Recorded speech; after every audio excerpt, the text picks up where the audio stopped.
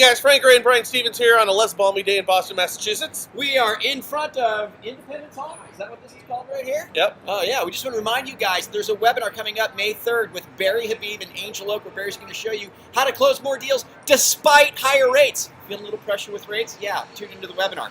This banner you see right here, over on your right.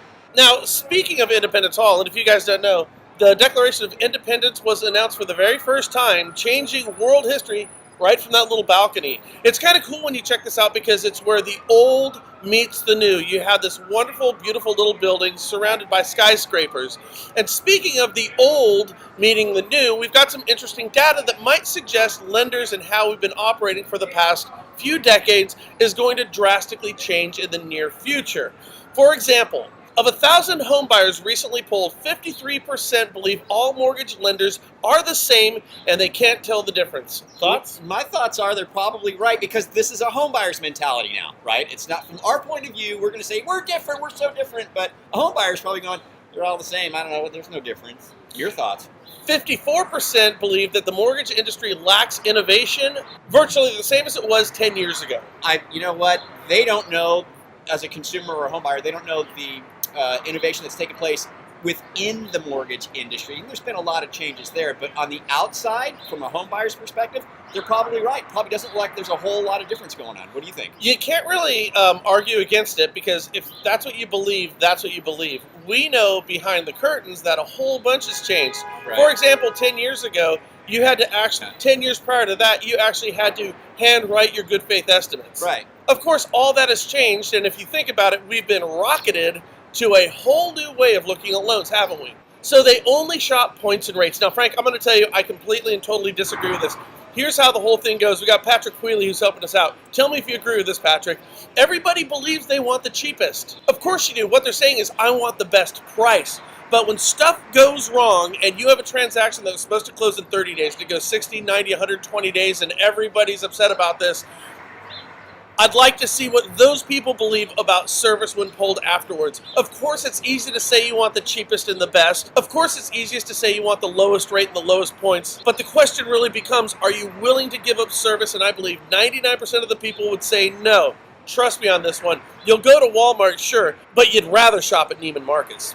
71% of home buyers say they care less about whether they like a loan officer or a mortgage broker, and they care more about who would offer them lower rates. Once again, people work with who they know, like, and trust. If you're offered the same rate or a similar rate and you trust somebody, are you telling me you're not going to go with the person you trust? Again, hogwash, a very easy question to ask with a very obvious answer.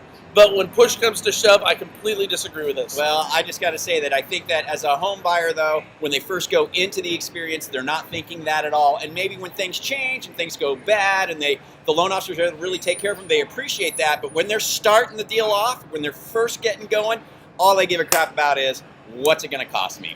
You know what? If I think some guy's a seedy asshole, I'm going to think something's going wrong, and I'm going to find somebody I know, like, and trust. Again, this is very easy to say in an antiseptic vacuum, but in real life, how many people entrust their finances with somebody they think is a total dick? It's true. They don't do it. Right. Again, easy intended result with this question. It's like, I want the lowest rate, but with a nice guy. Right? Okay, that's what they want. Anyway, 63% of home buyers believe that they can soon close a mortgage without any help from a mortgage professional whatsoever. Thoughts? Well, yes, and this, by the way, is the wave of the future here. Now, I got a question for you guys. What would stop technology from automating you out of your job? What would stop companies from trying to automate you out of your job? After all, the most expensive part of a mortgage for a mortgage company is paying the mortgage loan officer.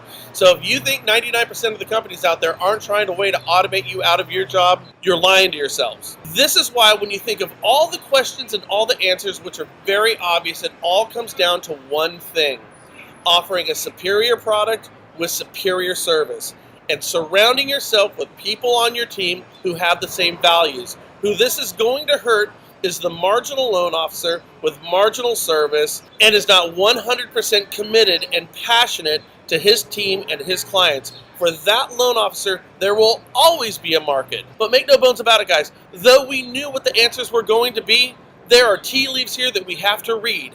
And there's a lot of this that's going to come true. I think no matter what happens in the future with technology and the mortgage industry is concerned, I think that there will still always be the mortgage loan officer, real estate agent relationship going forward, right? I don't think that they can automate out the real estate agent. I really don't think that they can.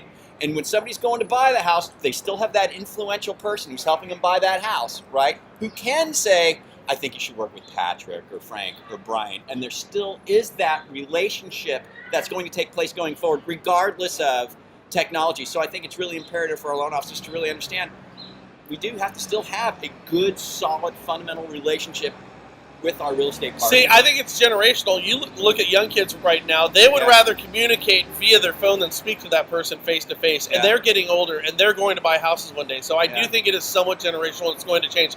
But here's the point, guys. No matter what, if Frank's right or I'm right or whatever your views are, there's really only one answer right now. It's superior service with superior products and surrounding yourself with an absolutely wonderful team and work with nothing less. That's the only thing you can do. And to add on to that, if that is the case, then you obviously want to build up as big of an audience as possible who know who you are. Right. Do you agree with that? Right. But according to this poll, they don't care if you're an asshole. Well, what are your thoughts on this poll? What's your thoughts on the information here? Let us know down in the comments down below. We'd really appreciate that. You guys have a great day. Do us a favor, forward, share, and subscribe. We'll catch you later here at the National Real Estate Post. Do you want to lick the envelope or do you want me to? You. Okay, because who's going to mail it in? Patrick. All right, guys. We'll see you. Bye. Bye.